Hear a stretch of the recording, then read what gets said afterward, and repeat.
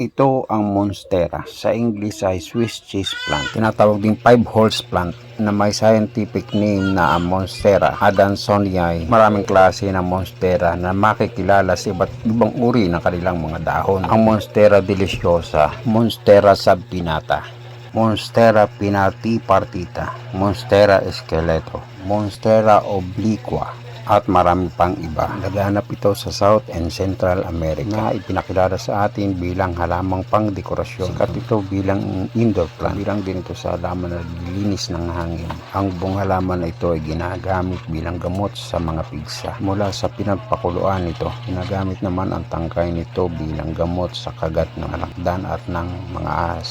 Ang mga dahon nito ay ginagamot sa mga nagnanaknak at sa mga kumikiro.